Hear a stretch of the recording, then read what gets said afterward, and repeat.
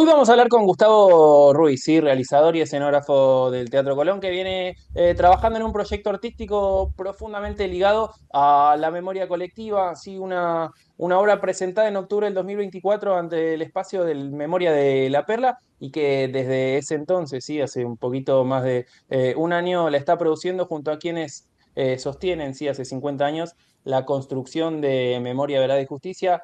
Es una propuesta potente, sí, yo ya estuve pispeando porque estuve hablando con él en el mientras tanto, en el off de la nota. Son 400 banderas con los rostros de desaparecidos que pasaron por la perla, clavados en el terreno, flameando como símbolo de presencia, lo que es lisa y llanamente una obra inmersiva, performática y efímera, en donde el viento, el cuerpo y la participación colectiva también forman parte de la escena. Vamos a hablar de eso y un par de cosas más, pero no sin antes presentarlo. ¿Cómo estás, Gustavo? Casi que el del Pino Llano te saluda. Hola Ezequiel, qué bueno que nos pudimos comunicar. Gracias Lo por el mismo espacio. digo. Lo mismo digo, y gracias a vos por la buena onda y predisposición. Yendo a la primera consulta al respecto con esto, digo, ¿en qué momento sentiste que esto tenía que existir, que esta obra, que esta muestra tenía que tener vida? En octubre del 2024, eh, los padres de mi compañera desaparecieron en La Perla y en octubre del 2024 fuimos a ese espacio de memoria a la presentación de un libro de poesías de un sobreviviente del que supe hacerme amigo, un sobreviviente que escribió poesías en el encierro, ¿no? En los meses que estuvo ahí.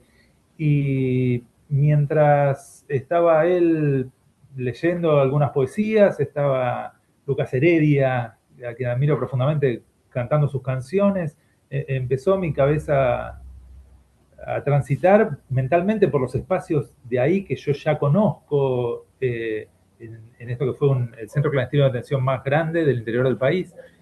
Y, y empecé a imaginar el viento que es característico de esa zona. Esto es arte en sitio. Vos describiste muy bien lo que es esta obra, y es arte en sitio que esta rama del arte lo que hace es dialogar con el entorno. Pero dijiste una clave que es poner el cuerpo también, el viento, la participación de los cuerpos. El cuerpo es fundamental en las acciones performáticas. Las performances no están desarrolladas por artistas, sino por activistas que ponen el cuerpo. Y ahí en ese día en octubre empecé a pensarlo de esta obra, imaginé banderas, imaginé retratos y lo hablé con las autoridades y en pocos meses hicimos reuniones y ya me largué a dibujar los casi 400 retratos de desaparecidos y desaparecidas de ese espacio de memoria. Y ahora ya nos metemos de lleno en lo que te generó esta cuestión de los 400 retratos, digo, pensando en un sentimiento fuerte, pero hay algo que hablaste antes referido a la síntesis, a las banderas, y me lleva a los símbolos, que es también representación, una performance dentro del arte. ¿Por qué la bandera y la pancarta como síntesis simbólica de todo esto? Para quien está del otro lado y quiere entender un poco de qué va. La bandera es el símbolo universal de lucha y la pancarta con los rostros de los desaparecidos es símbolo de denuncia. Eh, yo me desarrollé en el arte popular, y dentro del arte popular es en Latinoamérica que creció el arte popular es característico de Latinoamérica, ¿no? En oposición al arte hegemónico occidental. Y arte y memoria, principalmente en Latinoamérica, creció a partir de, o el puntapié inicial es las madres en las primeras rondas alrededor de Plaza de Mayo, ¿no? En el centro de Plaza de Mayo. Las madres en 1977 con la imagen con la fotografía de los documentos de sus hijos, era un símbolo de denuncia, estaban reclamando una identidad, por eso la foto de los documentos. Y esa acción fue performática, fue poner el cuerpo. Sí. Eh, las pancartas con los rostros de los desaparecidos se transformó en un símbolo de denuncia. Tomo esos dos elementos como homenaje, es lo que decías al principio, homenaje a las personas, a los colectivos que lucharon durante 50 años por memoria, verdad y justicia. Esta obra es un homenaje a los sobrevivientes, a la Federación Universitaria de Córdoba, a los sindicatos, a las asociaciones como Madres de Plaza de Mayo, Abuelas, Córdoba, Nietes, Hijos, eh, y también a las personas que sin estar organizadas más que mancomunadamente, que construyeron, perdón, memoria durante 50 años. Bueno, este homenaje va a ser eh, transitar dentro del terreno entre las banderas, y el número 400 es aproximadamente 400 la cantidad de desaparecidos que conocemos su identidad y su rostro, que pasaron por La Perla. Pasaron más de 2000, se calcula desaparecidos hay eh, en el Centro Clandestino de Detención de La Perla, pero de los cuales hay un poco más de 400 que se conoce su identidad, y menos de 400 conocemos su rostro, su foto. Bueno, eso es el universo que yo retraté, los que conocemos las fotos. Ok, y con esto del retrato, los 400, esta cuestión universal de los nietos desaparecidos, tengo dos preguntas que se engloban en una, referida justamente a esto. Digo, ¿qué te pasa a vos cuando, o qué te pasó, mejor dicho, cuando mientras ibas haciendo todos estos rostros, ibas llevándolo a cabo? ¿Y cómo desde tu lugar, tu experiencia desde escenógrafo en el Colón, pudiste amalgamar todo esto? Digo, ¿fue una decisión fácil, difícil, cómo llevarlo a cabo? ¿Cómo fue el proceso pensando en entender un poco del otro lado cómo es? Yo me desarrollé en arte y memoria. Me especialicé en retratos de toda la vida. Sí. Yo he realizado hasta un retrato presidencial. Me han encargado retratos de dos presidentes, uno no tan querido y uno muy querido. Retrato presidencial de Fernando de la Rúa, me lo encargaron a mí, y el retrato de un presidente mucho más querido, que es Juan Román Riquelme. Y bueno, después retratos que hay, algún par de retratos en otros países, en Francia, en Australia, y, y muchos retratos maradonianos, principalmente acá en Argentina. Eh, Me especialicé, me desarrollé en arte y memoria, no, me especialicé, me desarrollé en arte y memoria por una cuestión ideológica y profesional. Eh, el tránsito de esta obra, siendo que está tan militada en mi vida, la relación con la concepción de construcción colectiva de memoria, no fue complejo desde lo afectivo, salvo algunos casos puntuales, ¿no? Que conmueve, pero conmueve las historias, no realizar el retrato. Tuve la experiencia anterior, que aún está circulando, está en exposición desde hace un año y medio, que son los retratos de las 194 víctimas de Cromañón. Eh, ya recorrió 13 ciudades. Todos esos retratos, ahí sí fue mucho más difícil algunos momentos, pero yo no me podía en ese caso detener en la conmoción, porque era hasta una cuestión de vanidad. Yo sentía detenerme en llorar a esas víctimas, porque mi rol momentáneo era otro. El otro día una alumna, esta técnica de retratos, que es dibujar con pincel, exclusivamente con Sí. pincel y tinta, con pincel y tintas de colores, pero no hay lápiz, no hay corrección con blanco, sino es directamente dibujar con pincel. Esto yo doy clases, y una alumna del otro día me preguntaba por qué es una obra efímera. Se va a armar el 24 de marzo a la mañana, el acto en La Perla empieza a las 10 de la mañana, y a las 13 o 14 horas se va a desarmar y se va a guardar todo y no se va a volver a exponer. Eh, ¿Por qué me preguntaba por qué algo así efímero y no algo que he instalado? Porque mi rol en la construcción de memoria es momentáneo, no es permanente. Entonces no quiero que una obra quede instalada, mía, quede instalada para siempre en un espacio que es sagrado en la construcción colectiva, ¿no? Como es La Perla. Me pareció que mi rol era otro. Eh, Ahora, en estas últimas tiempos, eh, la construcción de imagen Sí. se da más por las repercusiones, por las viralizaciones, por las republicaciones, por los videos. que por la obra misma. Tiene mucho más alcance, digamos, ¿no? Lo que va a ocurrir más allá de las cientos de personas que transcurran, que visiten ese día a la Perla, creo que los miles que después lo van a ver por notas como esta que tan generosamente vos dedicás, creo que va a ser mucho más importante y bueno, ahí se apunta también.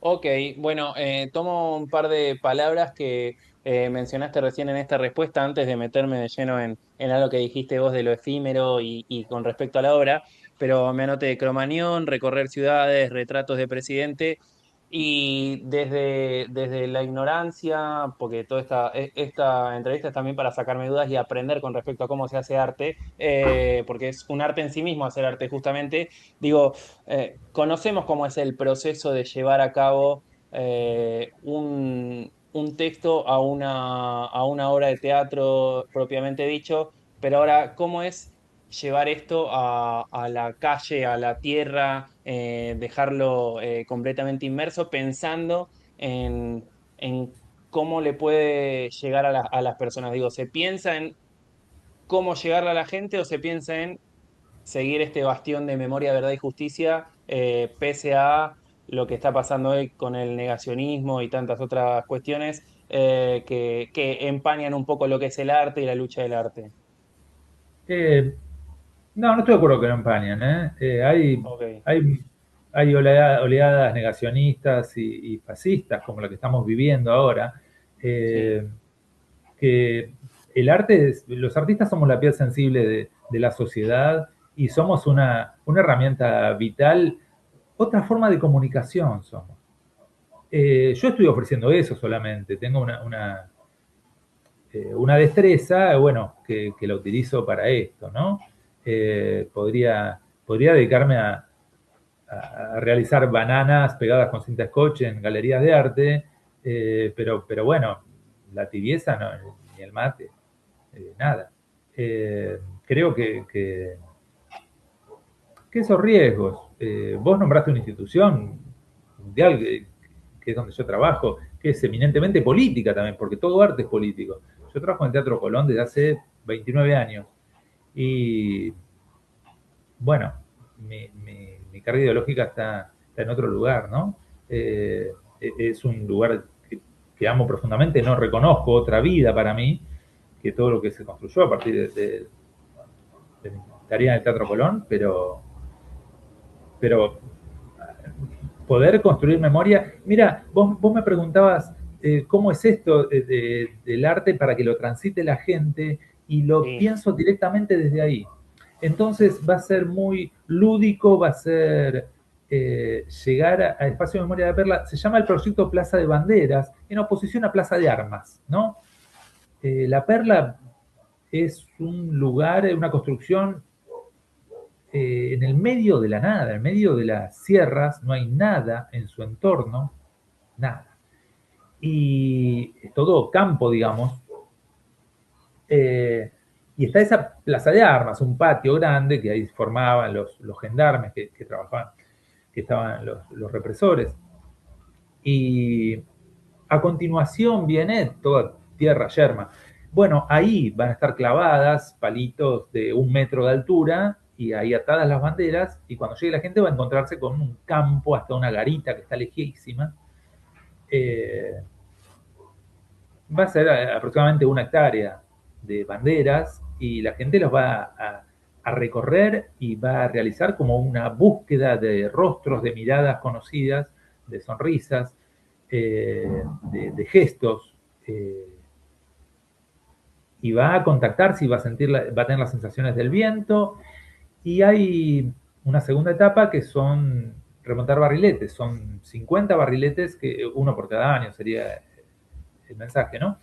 Sí. Que construyeron estudiantes secundarios de la zona de Malagueños, que es esa zona geográfica donde está la Perla, en el mes de octubre del año pasado. Yo viajé a dar 2 clínicas de construcción de barriletes. Para esto, un colectivo de barrileteros que se llama Batoco, que está acá cerca de mi casa, en zona norte, me ayudaron, me guiaron, me aconsejaron, me asesoraron y hasta hicimos pruebas de vuelo en el río de Vicente López. Y bueno, fui a Córdoba, vinieron 2 escuelas, los chicos maravillosos, muy conmovedor, ellos en ese lugar llenándolo de vida y de color y de alegría y construcción de barriletes, y esos barriletes son transparentes, está hecho con polietileno transparentes, eh, para sumar atmósfera a las banderas. Yo me imaginaba que 400 rostros, si fuesen blanco y negros, clavados en un piso, sería sombrío, una imagen triste, y creo que la lucha que estamos homenajeando es luminosa, tiene vida, tiene vuelo. Entonces, bueno, para eso están los barriletes, donde cada familiar, compañero, militante o visitante va a poder atar la bandera a un barrilete y elevarla.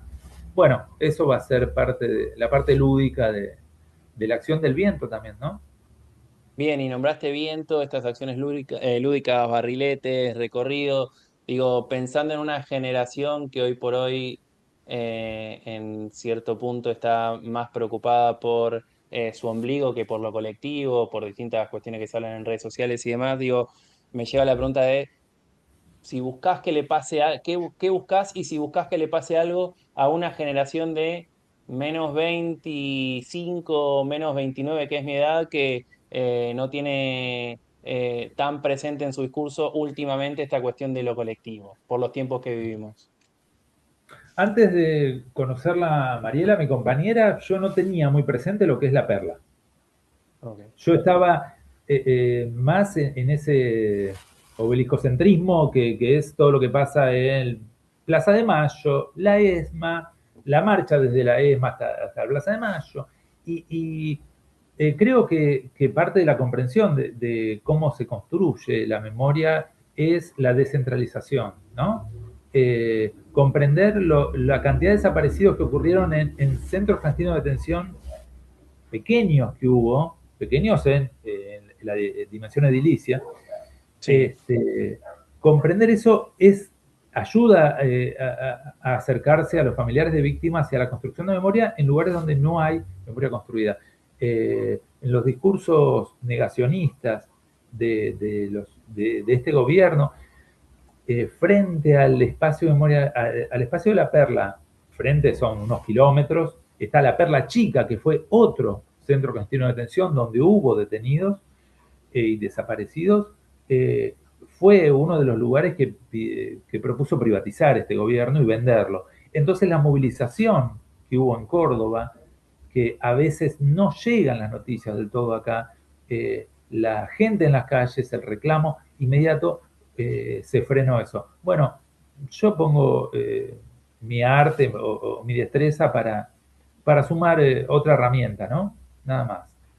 Y desde tu perspectiva, o en realidad más la expectativa, digo, ¿crees que es una obra para quien vaya hasta allá, más para mirar o es más para atravesar? Digo, ir con la cabeza en blanco pensando en que te llegue todo eso. Hablamos de lo inmersivo en la presentación, pero siempre en este programa nos dedicamos a escuchar y que la voz de los protagonistas sea quien diga las cosas. Para vos es una obra que pretende atravesar a las personas o que la miren y que a raíz de eso le genere algo con unas imágenes o conceptos ya predefinidos.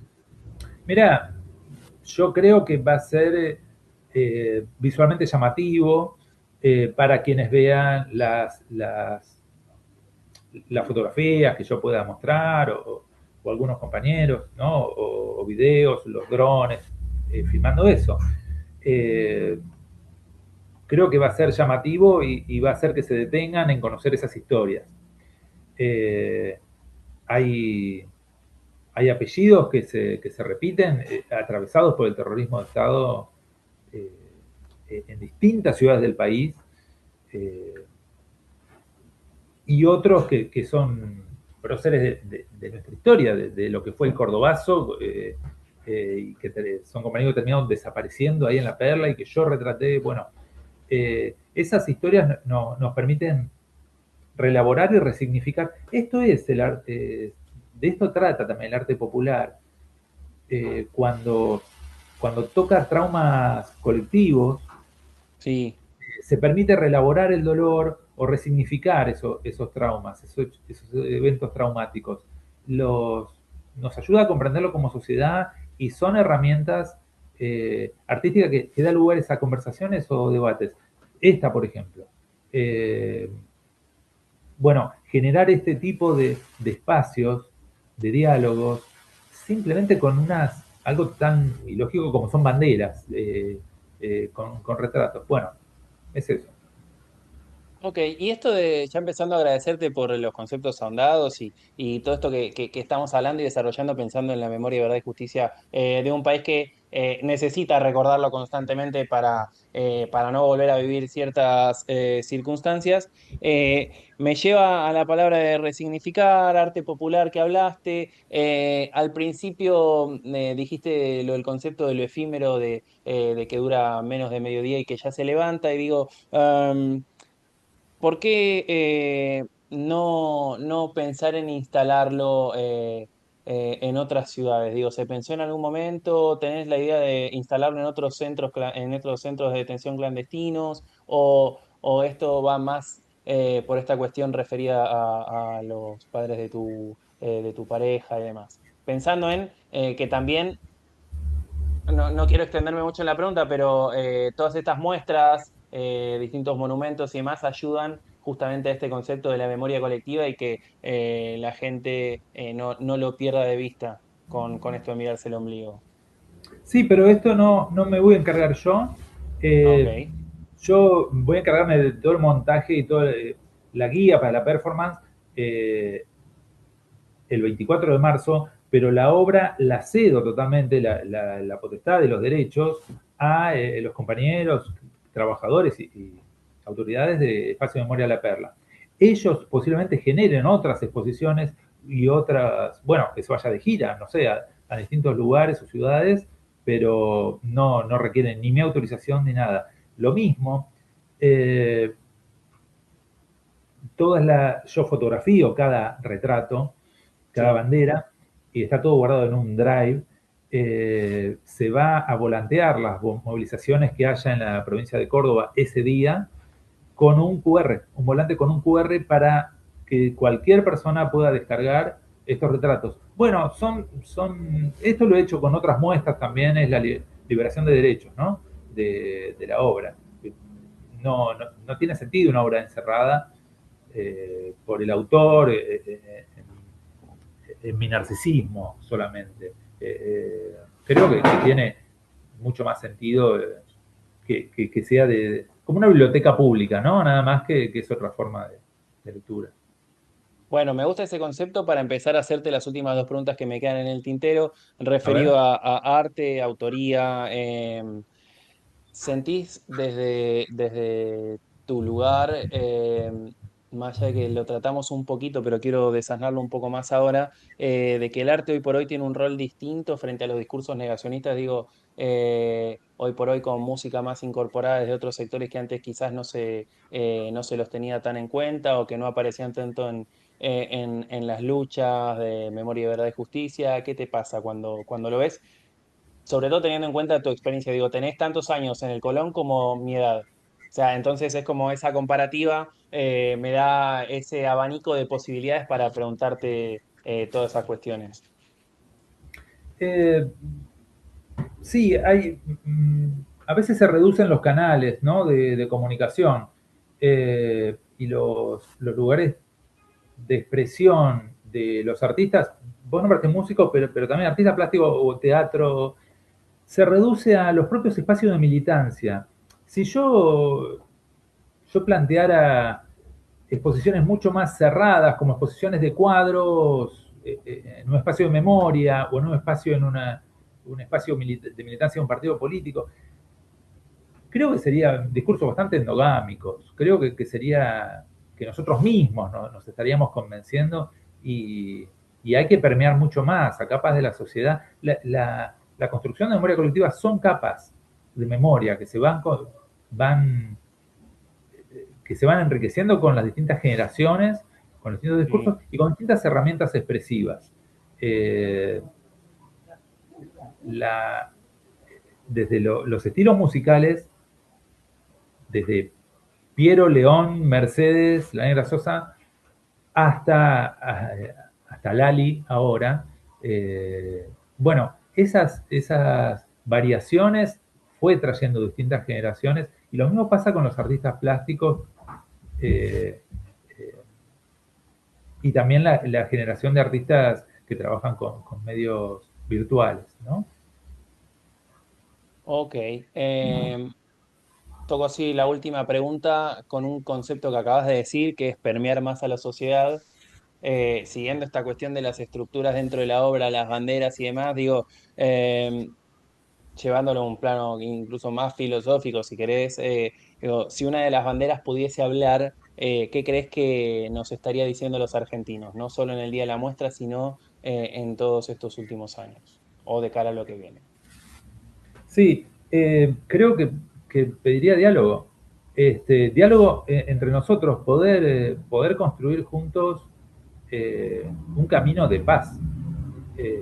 Sí, sin dudas, es la resistencia. Mira, mi generación, yo tenía 10 no sé, no me acuerdo, 21 años, cuando se estrenó una película que se llamaba Tango Feroz.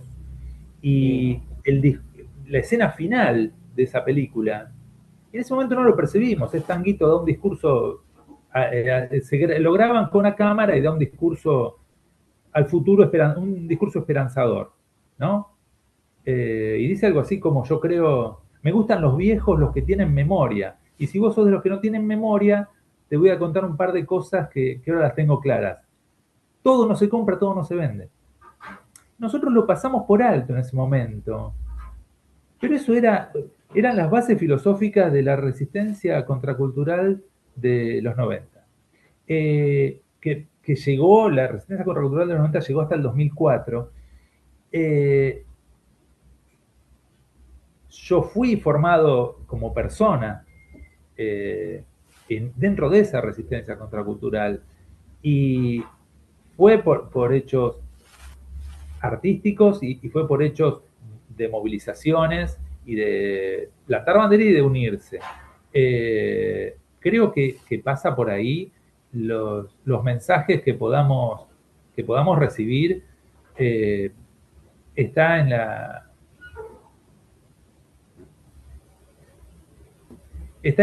la interrelación entre generaciones y entre distintas localidades, ¿no? Distintos localismos.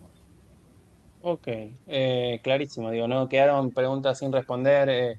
Hablamos de la obra de la muestra, de lo que representa y de lo que ojalá represente también para futuras generaciones. Así que no queda más que agradecerte, Gustavo, por este tiempo, por los conceptos sondados y el mayor de los éxitos de cara a lo que viene. Para todos el éxito. Sí, sí.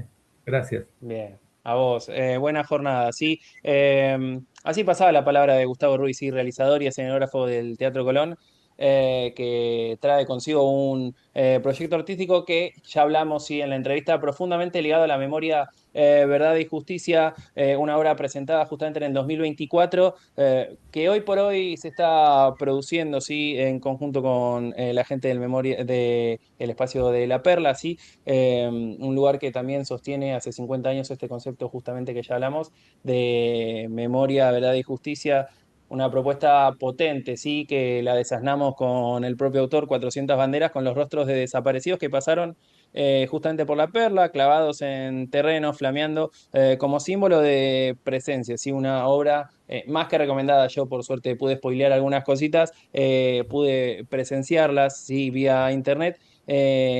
Mucha performance, esto de lo efímero que ya tratamos con el propio Gustavo, en donde el viento, el cuerpo y la participación colectiva también forman parte de la escena. Así quédense, que todavía queda un poco más de énfasis sutil.